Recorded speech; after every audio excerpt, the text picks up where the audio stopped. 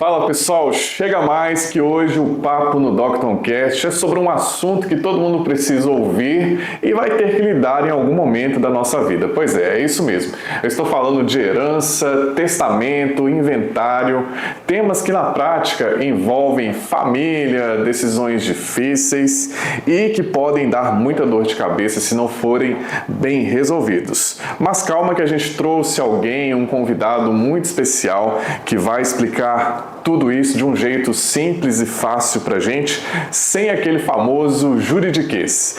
Para responder às nossas perguntas, a gente recebe hoje em nosso podcast o professor Rafael Soares, advogado e também professor docente do curso de Direito da Rede Docton. Seja bem-vindo, Rafael.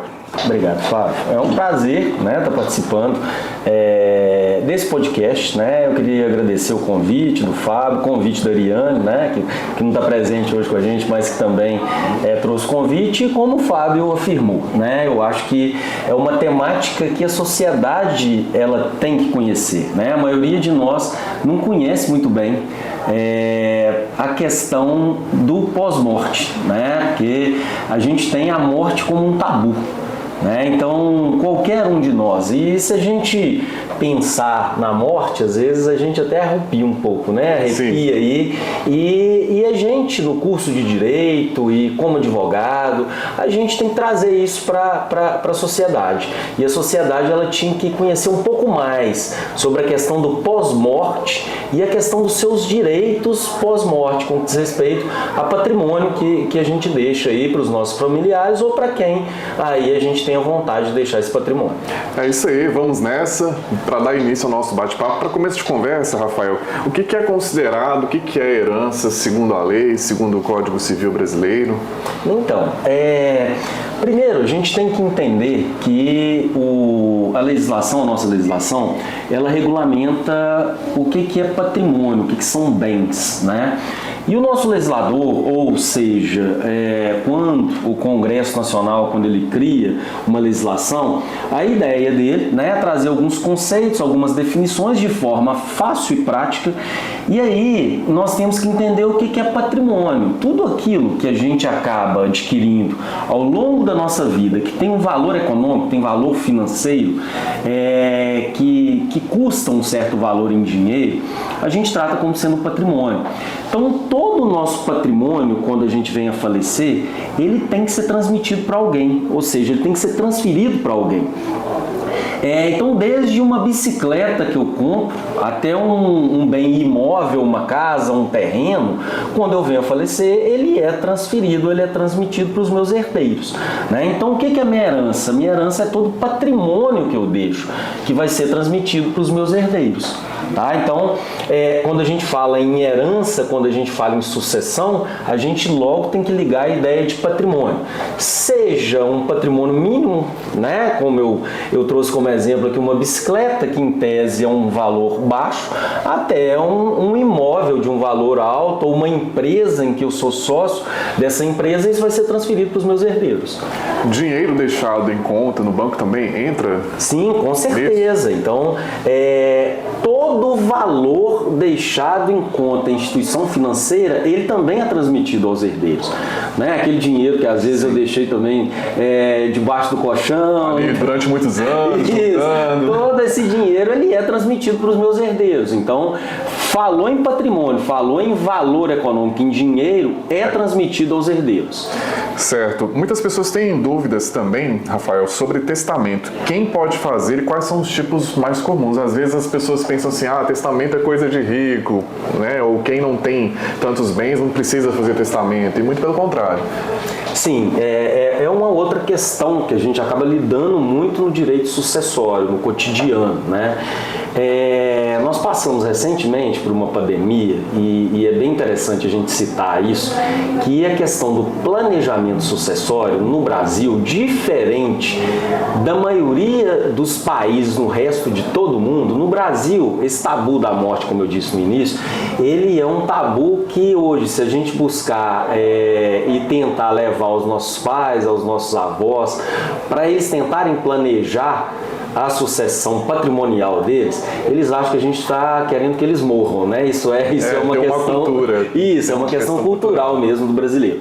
Mas no Brasil, desde a pandemia, como as pessoas elas tiveram muito medo de morrer, a questão do planejamento sucessório ele ganhou um patamar até bem elevado, né? E esse planejamento sucessório a gente vai encontrar aí um dos caminhos ou uma das ferramentas, o testamento. Então o testamento ele é uma ferramenta de um planejamento sucessório, porque quando a gente fala em herança, quando a gente fala na sucessão patrimonial, a gente vai trazer duas espécies de sucessão. Então eu tenho uma sucessão que a gente chama de sucessão legítima e a sucessão testamentária. A sucessão legítima é aquela que eu deixo o meu patrimônio para quem a lei entende que eu queira deixar. Ou seja, o legislador ou quem criou a lei, ele tem uma presunção de que se eu morrer hoje, eu quero deixar os meus bens para os meus filhos, para os meus pais, para a esposa, para o meu marido, companheiro, companheira, né?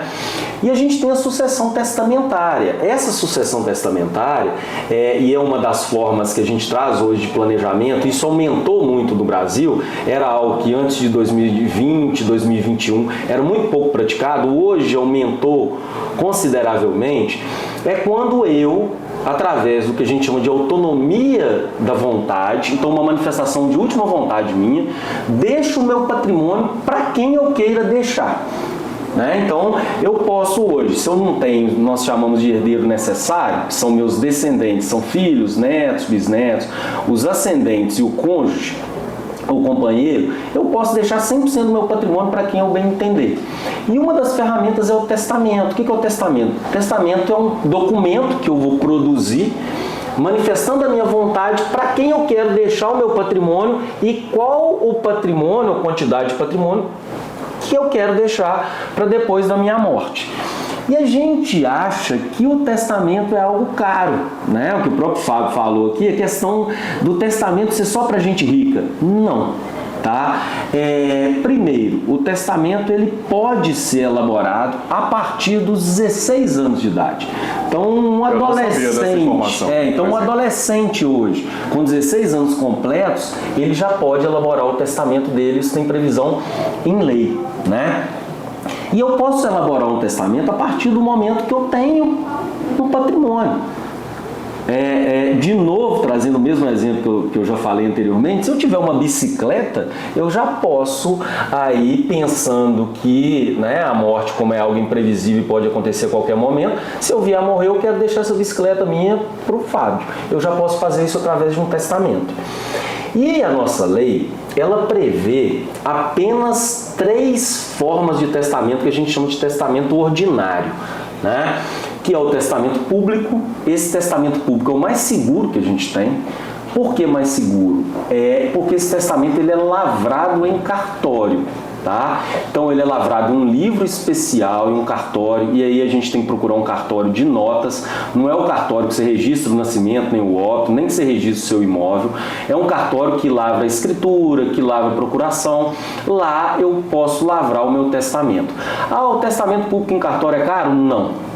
Logicamente eu tenho um custo, né? Esse custo do testamento público, ele é cobrado pelo cartório via o que nós chamamos de emolumentos. Então, lógico, ele vai depender do valor do patrimônio que eu deixo ali no testamento, dentre diversas outras circunstâncias. Mas é caro? Não é caro. Esse testamento, inclusive, o nome dele é público, porque esse testamento ele é lavrado por um tabelião no cartório, que ele tem fé pública e ele pode ser publicizado. O que é essa publicidade? Qualquer pessoa pode ter acesso à certidão desse testamento e ao conteúdo desse testamento. Além desse testamento público, que inclusive é o mais usual e o mais seguro que a gente tem, como modalidade de testamento ordinário, a gente tem uma outra modalidade que é o testamento cerrado. Esse também pode ser lavrado em cartório, só que o tabelião e nenhuma outra pessoa fica sabendo do seu conteúdo, porque ele é um testamento que eu não quero adiantar para quem eu vou deixar o meu patrimônio e nem o que eu vou deixar de patrimônio para essa determinada pessoa. Ou seja, só pós-morte. Só após a morte que eu abro ele, né? Então, e por isso ele é chamado de testamento cerrado, né? E ele é cerrado porque antigamente a gente escrevia na madeira. E aí essa madeira ela era serrada e ela era, eu não sei se essa é a expressão correta, mas ela era cozida. O cozer é amarrar, né? Então, por isso chama testamento cerrado, porque ele é um testamento também seguro, mas o tabelião ele não tem conhecimento do conteúdo. Na realidade, quem tem um conhecimento do conteúdo é apenas o testador, é quem elabora o testamento, e ele só pode ser aberto após o falecimento. E tem uma outra modalidade de testamento, que essa é a mais barata, porque eu não vou ter que pagar cartório e nem vou ter que lavrar em cartório, é o testamento particular, que a gente chama. Então, às vezes a gente escuta as pessoas falar, eu posso elaborar meu testamento num papel de pão, né? Um fato que é muito interessante e que eu acho que é importante falar, né, num ambiente que vai ser levado aí, que vai ser publicizado, né, que é o caso do podcast aqui, é que o testamento, ele, apesar de ser uma ferramenta viável, ele não é tão simples de ser elaborado. Então, para que eu elabore um testamento, para que ele produza efeito depois da minha morte, ele tem que seguir alguns requisitos que estão previstos na lei. E aí são requisitos que a gente chama de requisitos externo e requisito interno do testamento. Externos são alguns requisitos. Eu tenho que ser maior de 16 anos, eu não posso ter nenhum problema mental quando eu elaboro, né? Eu tenho que ter testemunhas obrigatoriamente, dentre outros requisitos que a lei prevê. E o testamento privado ou testamento particular, ele segue alguns requisitos a mais, porque ele não é lavrado em cartório, então ele não tem fé pública e ele é o que traz menos segurança. Ele tem que seguir alguns requisitos que a lei prevê, mas eu posso fazê-lo em casa, né? Eu posso elaborar esse testamento desde que eu siga os requisitos da lei e ele pode vir a produzir efeito posteriormente aos meus herdeiros. Então a gente tem essas três modalidades de testamento, que são os testamentos ordinários: testamento público, testamento cerrado e o testamento particular. Lembrando que o mais seguro é o testamento público, tá? E o testamento cerrado. Só que o testamento público, além dele ser lavrado em cartório, o tabelião, ele lê o seu conteúdo, né, na frente de duas testemunhas e do testador e ele é aberto, ou seja, qualquer pessoa pode ter acesso ao seu conteúdo. No testamento cerrado, eu corro o risco de elaborar um testamento ali e ele fugir a algum requisito e quando ele vier a ser aberto, ele não produzir efeito.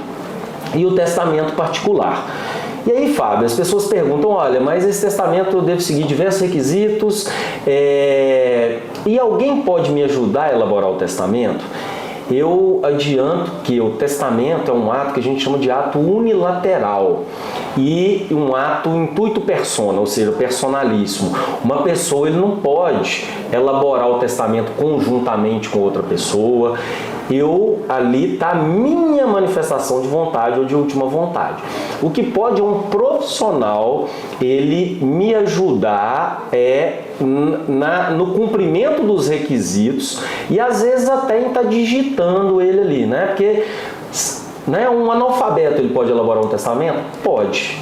Desde que o testamento seja público, ele não vai ter validade o testamento particular.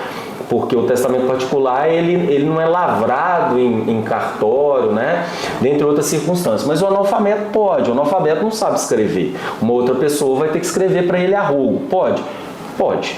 Não vai ter validade, um exemplo, se eu elaborei um testamento com a minha esposa, a gente combinando, você deixa tal coisa para fulano, eu deixo. Não tem validade. É um ato unilateral e personalíssimo, tá?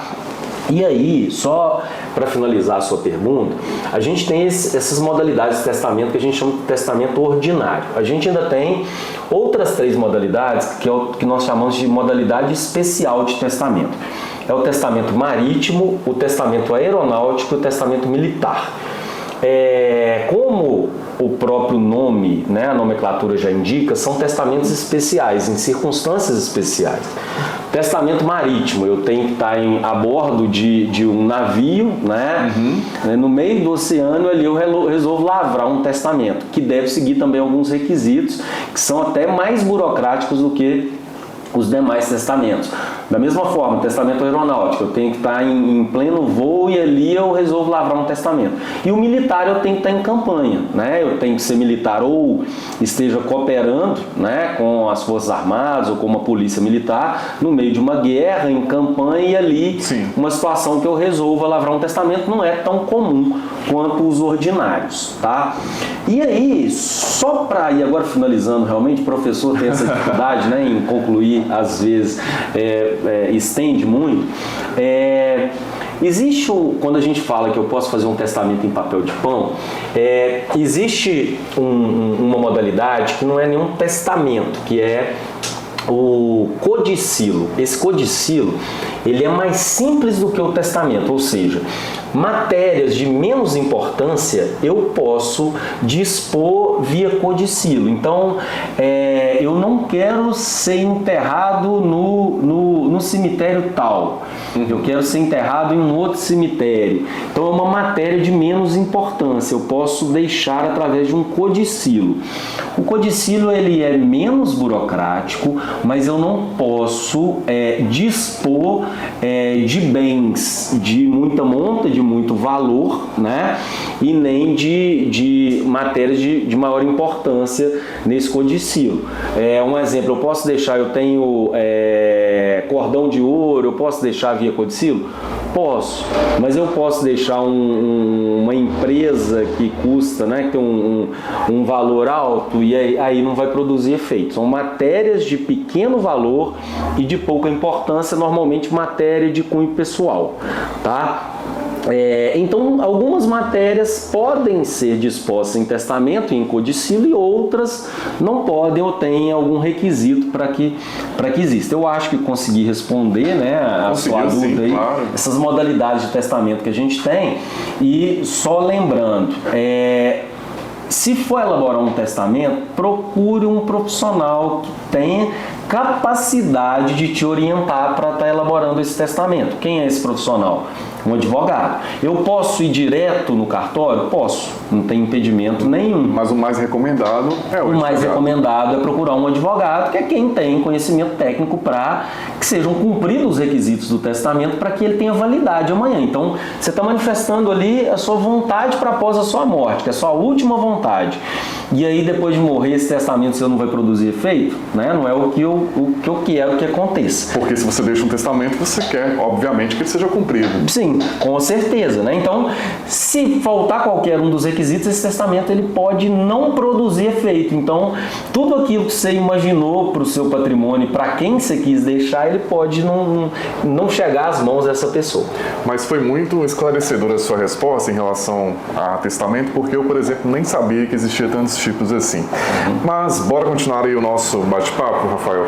Existe um mito de que a gente até falou um pouquinho sobre isso, de que só pessoas ricas fazem testamento. Isso não é verdade. Mas em que situações um testamento pode ser útil, mesmo para quem tem poucos bens?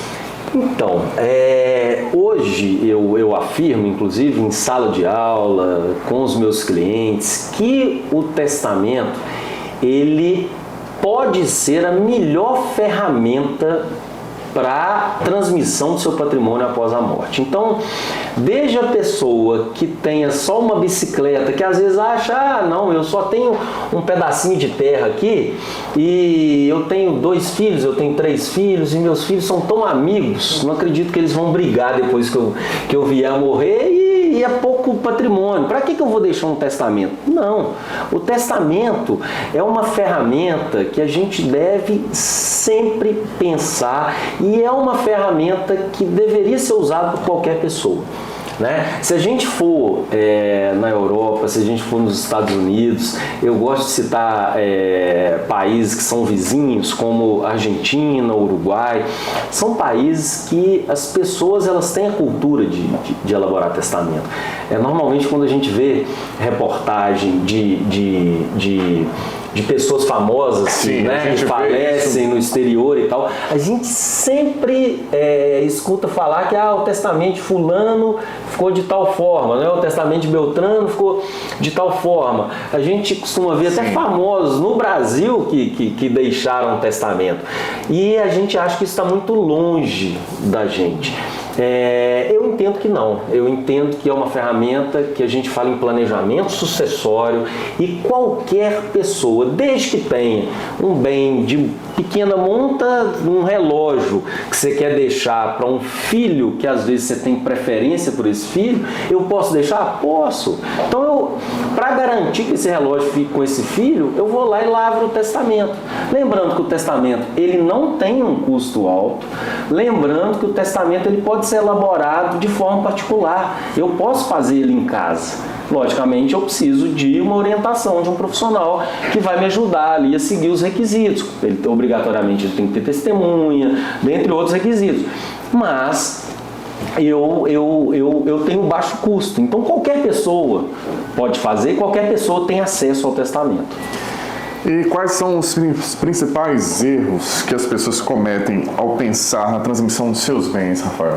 Então, o principal erro, e eu sempre gosto de falar, é achar que parente, principalmente filho, não vai brigar. Né?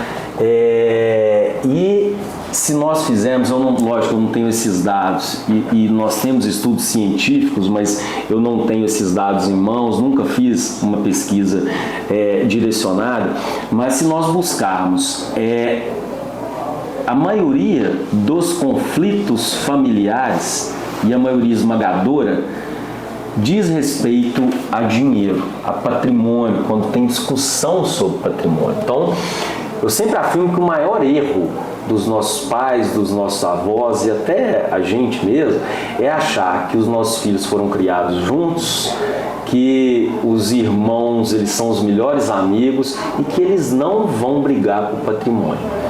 Eles vão brigar por patrimônio considerável, por quem deixa muito dinheiro e mesmo quem deixa pouco dinheiro. Né? Na maioria das vezes a gente até chega a um acordo. O meu pai deixou uma empresa enorme e a gente chega a um acordo, o meu irmão administra, eu vou receber lá os meus dividendos, tá ótimo, não tem problema nenhum. Mas o seu pai deixou um carro que foi do pai dele, de 1978, que ele tinha o maior amor pelo carro e que ele não direcionou quem ia ficar com esse carro. E aí nós vamos brigar pelo carro, mas não vamos brigar pela empresa grande, né? Então eu costumo dizer que o maior problema é o brasileiro, somos nós não planejarmos o nosso patrimônio ou não pensarmos para além da nossa morte. A gente achar que a gente indo embora, se eles brigarem, o problema é deles, ou a gente vai embora, ninguém vai brigar e nada vai acontecer. Esse é o maior erro. A gente tem que planejar. Tá? Com certeza. E o planejamento evita muita dor de cabeça, obviamente. Sim. E quando a pessoa morre, acho que agora a gente vai entrar um pouco nisso. Quando a pessoa morre sem deixar qualquer testamento, qualquer documento, como que funciona a divisão dos bens nesse caso? Obviamente, em muitos casos tem briga. Isso. Então, a grande questão e eu acho que já cheguei a comentar isso anteriormente, no mundo inteiro, todas as legislações, todas as leis do mundo, e se a gente buscar qualquer legislação, né, civil no mundo inteiro, a gente sempre teve como regra geral que a gente chama de sucessão testamentária. O que é isso? Eu manifestar para quem eu quero deixar o meu patrimônio para após a minha morte, né? Só que quem desenvolveu as leis sempre teve que pensar numa segunda opção. Eu não quero elaborar testamento. Eu quero que o meu patrimônio ele seja dividido para quem a lei fala que ele deve ser dividido. Então, isso é uma modalidade de sucessão que a gente chama de sucessão legítima. E a sucessão legítima, essa transmissão pós-mortem, ou seja, a sucessão do meu patrimônio após a minha morte, quando eu não deixo testamento, quando eu não planejo a minha sucessão, o legislador ele traz uma ordem que a gente chama de ordem de vocação hereditária, que é uma ordem preferencial. Essa ordem preferencial, ela vai até o 4º grau de parentesco, né? Na lei, ou formalmente, quando a gente fala em parente consanguíneo ou parente por afinidade, que a lei define, a gente erroneamente, a gente não compreende qual é o meu grau de parentesco, um exemplo, do meu primo, qual o meu grau de parentesco com o meu irmão. Quando a gente fala o meu primo é meu primo de primeiro grau, é errado, não existe primo de primeiro grau. A lei ela traz uma linha que a gente chama de linha colateral e a linha reta de parentesco, tá? Então a linha reta seria quem? Meus filhos, meus netos, que a gente chama linha de descendência. Sim. E a linha de ascendência, pais, avós, bisavós. E a linha colateral são os meus parentes, que a gente chama de parente colateral, que é o meu irmão. Ele não é meu parente em linha reta. Ele não é meu filho, ele não é meu neto, ele não é meu pai, ele não é minha mãe, ele não é meu avô. Então ele é meu parente em linha colateral. Meu primo, parente em linha colateral. Meu tio, parente em linha colateral. Que para calcular o grau de parentesco, a gente tem que ir ao nosso parente comum. Então, vamos lá. Antes de eu responder a sua pergunta, só estou construindo a resposta, né? Então, vamos lá. Meu parente em linha reta de primeiro grau, quem que é? O meu filho, né? Eu, depois o meu filho. Quem que é o meu parente em linha colateral de segundo grau? O meu neto. Meu filho de primeiro grau, como meu neto é filho do meu filho, ele é de segundo grau. O meu bisneto de terceiro grau e assim sucessivamente, sem limite para esse grau. Meu pai, meu parente em linha reta de primeiro grau. Meu avô de segundo grau e assim sucessivamente. E para eu alcançar qual o grau de parentesco do meu irmão, que é meu parente em linha colateral, eu tenho que ir no nosso ascendente comum. Então eu vou no meu pai de primeiro grau, meu irmão é meu parente de que grau? Segundo grau. Fui ao meu pai, desci no meu irmão. Meu sobrinho é meu parente em linha colateral de que grau? De terceiro grau. Fui ao nosso pai, primeiro grau, meu irmão, segundo grau, meu sobrinho de terceiro grau. E para eu alcançar um exemplo, meu primo, que é o último grau do parentesco em linha colateral que a gente tem, eu vou no meu pai, primeiro grau. Eu tenho que chegar na ascendência comum.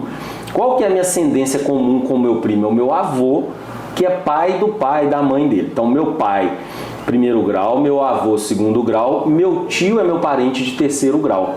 Meu primo, que a gente considera primo primeiro, formalmente ele é meu primo de quarto grau, que é o último grau de parentesco que eu alcanço na linha sucessória e no direito de família. Tá? E por que eu estou construindo isso tudo? Porque o legislador, quando eu não deixo, através de uma manifestação de última vontade, não faço meu planejamento sucessório através de testamento, e depois eu vou fazer um parênteses que eu quero explicar uma outra situação, mas só concluindo a sua pergunta, eu tenho a sucessão legítima. E essa sucessão legítima ela segue uma ordem de vocação, que é uma ordem preferencial para receber a herança. Essa ordem preferencial, o parente mais próximo, ele exclui o parente mais remoto. Então, o meu parente de primeiro grau, ele vai excluir o de segundo, terceiro, de quarto grau. Tá? E aí o parênteses que eu queria fazer é o seguinte: eu também tenho os meus herdeiros necessários e os meus herdeiros facultativos. Quem são meus herdeiros necessários? São meus filhos, netos, ou seja, meus descendentes, em grau ilimitado, os meus ascendentes em grau ilimitado, pai, avô, e o cônjuge ou companheiro. O companheiro, ele na lei, ele não é previsto como parente, como o herdeiro necessário. Só que o STF, ele decidiu recentemente, discutindo a inconstitucionalidade ou a constitucionalidade de um dispositivo do Código Civil, ele entendeu que o companheiro é equiparado ao cônjuge. Então, se discute, o companheiro ele é herdeiro necessário ou ele não é herdeiro necessário. A gente ainda discute isso, o judiciário ainda discute isso, mas em tese o companheiro, que é aquele que vive em união estável, que não foi casado, não tem a certidão de casamento, ele também é herdeiro necessário. Por que a gente fala em herdeiro necessário? Porque existe o que nós chamamos de legítima. A legítima é parte do meu patrimônio que é resguardado aos meus herdeiros necessários. Quem são os herdeiros necessários? Descendente, ascendente, cônjuge e, em tese, o companheiro também. Se eu for através de um testamento, planejamento sucessório, eu só posso dispor de até 50% do meu patrimônio se eu tiver herdeiro necessário. Então, se eu tiver filho, neto, bisneto, pai, avô, bisavô, cônjuge ou companheiro, eu posso deixar testamento, mas eu só posso deixar 50% do meu patrimônio. A exceção que eu posso deixar 100% do meu patrimônio é se eu deixar para os meus descendentes. A lei prevê isso. E aí, como eu tenho essa ordem preferencial, que a gente chama de ordem de vocação hereditária, quando eu venho a falecer, se eu não deixei testamento, quem tem preferência, segundo a lei, que aí por uma presunção de quem elaborou a lei, eu deixo para o meu filho. Né? Hoje, se eu tiver filho e eu quero construir um patrimônio, eu vou construir para o meu filho, né? Para os meus filhos. Então, quem está na ordem preferencial, que a gente chama de primeira classe na vocação hereditária? Filho. Então, se eu falecer hoje, tiver filhos vivos, tiver pais vivos, tiver, um exemplo, minha esposa ou meu marido vivo, quem tem a preferência? Meus filhos. Então, o patrimônio vai para os meus filhos. Dependendo do regime de casamento que eu tenho com minha esposa, com meu marido, minha esposa e meu marido vai concorrer com esses meus filhos, tá? E por que acontece a briga? Porque imagina que eu tenho 3 filhos, deixei uma casa. Ou eu tenho 3 filhos, deixei uma casa, 2 carros. Aí a minha esposa, ela também é concorrente nisso aí. As pessoas, normalmente, por mais que elas sejam próximas, que elas sejam amigas, cada um imagina um futuro para aquele patrimônio. Então vai ter um filho que vai querer morar naquela casa, ou vai ter um filho que vai querer vender aquela casa, ou vai ter um filho que vai querer alugar aquela casa. Então nós não vamos chegar a um denominador. E quando a gente fala em herança, em regra, essa herança ela é transmitida de forma universal para os herdeiros. Então, eu tenho 3 filhos e tenho 3 casas. Isso a gente acredita, né, com a nossa cultura erroneamente. Se o meu pai falecer, fica uma casa para o meu irmão, uma para mim e uma para o meu outro irmão ou minha irmã. Não é assim. Cada um dos irmãos, e por isso a gente fala que a herança ela transmite de forma universal, cada um tem direito a 1/3 de cada um daqueles bens, até que seja partilhado. Essa partilha ela pode ser consensual, lógico. Um fica com a casa, o outro com o outro, o outro com o outro. Mas as casas normalmente têm o mesmo valor? Não. Então o meu irmão vai ficar com uma casa de 1 milhão, eu vou ficar com uma de 500 mil. Eu vou aceitar ficar com uma de 500 mil? Não vou aceitar. Por isso que quem criou a lei pensou, olha, 1/3 para cada um. Se eles chegaram a algum acordo, alguém pode perder um pouquinho, mas se não tiver acordo, não conclui, ou seja, eu não vou me tornar proprietário do bem A, do bem B ou do bem C, né? E aí, se eu não tenho filhos, quem que está na segunda classe preferencial? Os meus pais, os meus avós. Se forem vivos. Se forem vivos. Se eu faleci, não tenho filhos, aí quem que vai ter a preferência? Os meus avós, porque eu não tenho filho. Mas se eu tiver filho, meus avós não herdam. Minha esposa, meu marido, dependendo do regime que eu sou casado, eles vão herdar. É até difícil, eu estou tentando explicar algo que é bem complexo. Eu costumo falar para os alunos, né, no curso de Direito, que é a matéria mais complexa em direito civil que a gente estuda, porque ela tem muita regra, ela tem muito detalhezinho que é difícil, mas eu acho que eu estou pelo menos tentando aqui explicar para a gente entender mais ou menos.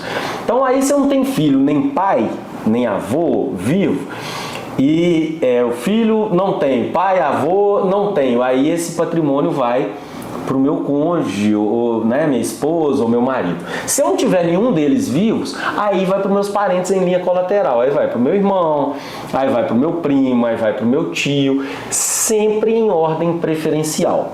O grau de parentesco mais próximo exclui o grau de parentesco mais remoto. Só lembrando para concluir, os parentes em linha colateral, eles não são herdeiros necessários. Então, se eu não tenho filhos vivos, netos, que são meus descendentes, não tenho ascendentes, pai, avô, bisavô, não tenho cônjuge nem companheiro, aí eu posso elaborar um testamento e deixar para quem eu quiser 100% do meu patrimônio. Ah, mas eu sou seu primo, você morreu, deixou um testamento todo para a Ariane, que é a sua melhor amiga. Pode deixar. O seu primo vai receber alguma coisa? Não, ele pode chorar, ele pode fazer o que ele quiser, que ele não recebe nada, porque ele não é herdeiro necessário e ele não tem garantido patrimônio seu para ele para depois da morte. Não sei se consegui explicar e concluir a pergunta. Acho que deu para entender bastante. Agora a gente vai entrar aqui um pouco mais na questão do inventário, Rafael. Inventário judicial, extrajudicial, com ou sem testamentos, confunde muita gente. Quais são os critérios, assim, vamos resumir, assim, quais são os critérios principais que determinam qual caminho seguir, né? Tá. Vamos lá. Até 2008, até bem recente, para nós do direito, né, é algo bem recente, para alguns não, então isso já tem 17 anos, né, nós estamos em 2025. Até 2008, só existia no Brasil a possibilidade do inventário judicial, ou seja, não se podia fazer inventário de forma extrajudicial, ou seja, através de cartório, né? E a partir de 2008, não lembro ao certo o número da lei, autorizou a possibilidade de feitura de inventário de forma extrajudicial, em cartório. Só lembrando aqui que o inventário, ele é o procedimento, ou seja, ele é o caminho que a gente necessariamente tem que seguir para o patrimônio de uma pessoa, para que ele se torne definitivo, ou seja, para que ele se torne de propriedade dos seus herdeiros. Então, o inventário, ele é obrigatório? Sim. Se eu deixei bens que têm valor econômico, obrigatoriamente eu tenho que fazer o inventário. Logicamente, às vezes eu tenho um bem, que ele é um bem que a gente chama de bem móvel, que ele não necessita de transmissão formal, né? Então, eu deixei lá debaixo do meu colchão, 100 mil reais em dinheiro, né? Eu tenho que ir lá e fazer o inventário? Legalmente eu tenho que fazer, por quê? Esses 100 mil reais era do meu pai morreu, ele transmitiu para mim. Então, sobre esses 100 mil reais, eu tenho que recolher o imposto para o Estado. Então, em tese, eu teria que fazer o inventário. Mas eu vou ter alguma penalidade se eu não fizer? Se o Estado descobrir, lógico, né? Ele vai querer me cobrar o imposto que eu não paguei. Se o Estado não descobrir, eu não tenho que pagar imposto nenhum. Então, formalmente, o inventário ele é obrigatório. Sempre que existe patrimônio, uma pessoa morre e é transmitida para os herdeiros dela. E aí, até 2008, necessariamente o inventário ele tinha que ser de forma judicial. Hoje, eu tenho dois caminhos a serem seguidos. O inventário ele pode ser judicial ou ele pode ser extrajudicial. Quando eu posso fazer um inventário extrajudicial? Primeiro, quando as partes estão em comum acordo, ou seja, quando elas chegam aí a um consenso, a um acordo do que vai ficar para quem, tá? E eles sejam capazes. O que é o capaz para nós do direito? Ele seja maior de 18 anos de idade e não tenha nenhum problema mental, ou seja, ele não tenha sido interditado, ele não seja incapaz, tá? Nesses casos eu posso fazer o inventário de forma extrajudicial. Mas um dos herdeiros é menor, ele tem menos de 18 anos, ele é maior e é incapaz, ele tem algum problema mental.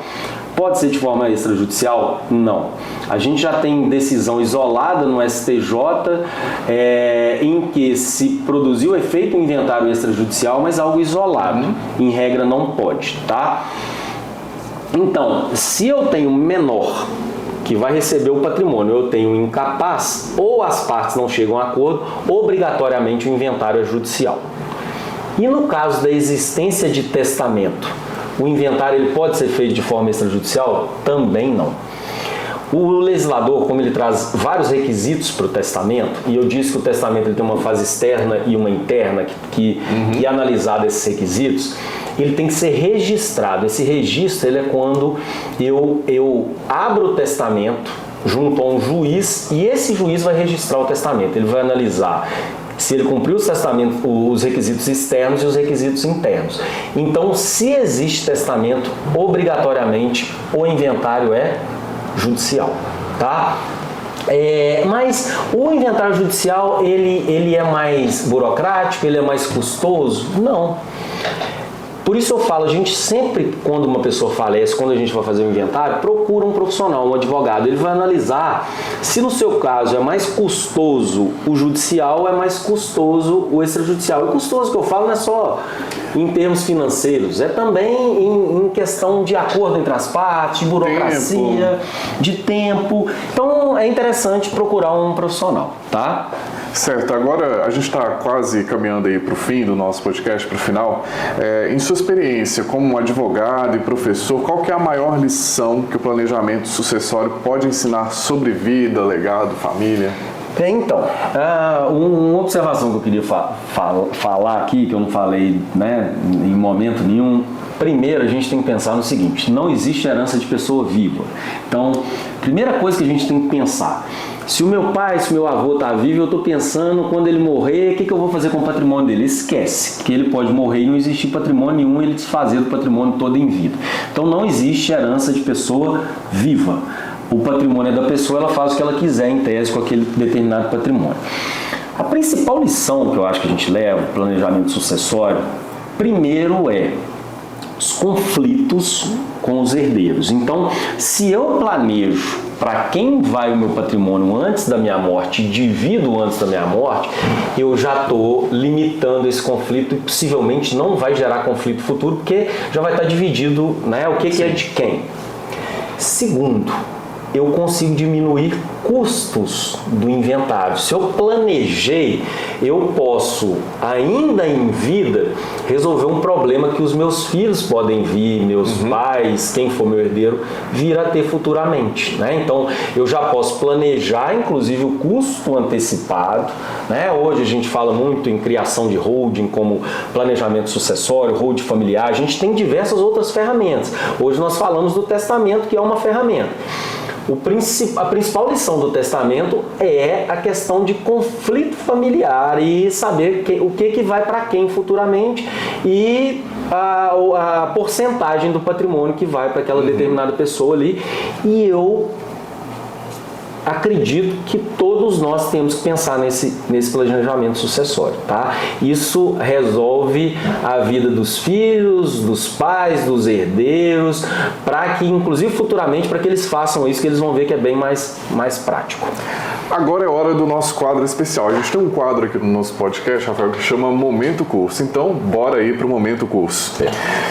Professor Rafael, em qual momento do curso de Direito aqui da Docto os nossos alunos começam a estudar de fato esses temas e, por sinal, bem complicadinhos aí de entender?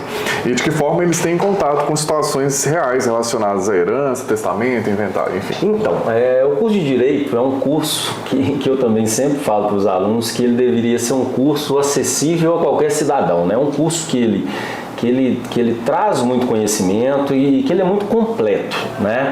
Então, esses são temas, desde o momento que o aluno ele começa a lidar com disciplinas técnicas, jurídicas, como no nosso caso que é o direito civil, as matérias como elas são correlacionadas, né, nos semestres do direito, a gente acaba lidando com esses temas, então a gente acaba soltando algumas questões sobre esses temas.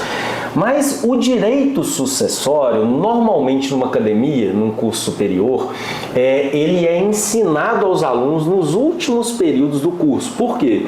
Porque lá o Código Civil, o Direito Civil, a gente primeiro aprende uma parte geral, que são as regras gerais, e depois a gente vai para os livros do Código Civil, que é do Direito Civil.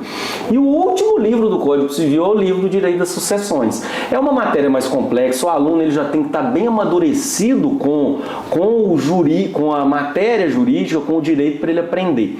Então, na Docton hoje, os alunos no 6º, 7º até o 8º período, eu falo isso porque a gente tem algumas turmas que elas são turmas de ciclo, né? Que, há mais ou menos 5 anos atrás era no 8º período, hoje a gente tem turma no 6º, no 7º período que já está lidando com essa matéria. E na prática? Na prática a gente vai lidar com isso nas disciplinas de prática. As disciplinas de prática são a partir do 6º e 7º período, que a gente vai estar lidando com a situação real e os alunos têm acesso a isso. isso, tá? A gente tem essa prática real aqui, que a gente vai trazer essa situação real e eles vão ter esse acesso aí no cotidiano com essa discussão. Que bacana. Professor Rafael, desde já eu quero agradecer aqui pela sua presença e por essa conversa tão necessária, tão clara e por compartilhar tanto conhecimento, e fica aqui desde já mais um convite aí para que você volte mais vezes, viu? Eu que agradeço, Fábio, o convite, e eu acho que é uma matéria muito pouco tratada nos instrumentos de mídia, né? E que é muito importante para a sociedade. Uma certeza que todo mundo tem é que vai morrer. Em algum momento da vida a gente vai ter que lidar com isso. Em algum momento vai morrer e vai lidar com essa situação. É isso aí. Muito obrigado a você que acompanhou o DoctonCast até aqui. E para ficar por dentro dos próximos episódios, se você não segue a gente no Spotify, vai lá, siga a gente no Spotify e vai lá no nosso canal no YouTube, porque o nosso podcast também está lá. Ative o sininho lá no YouTube para não perder nenhuma notificação e nenhum episódio. A você, obrigado pela audiência, pelo carinho. Compartilhe esse episódio com quem quer entender mais sobre esse assunto, porque vale muito a pena. Um grande abraço e até o próximo DoctonCast.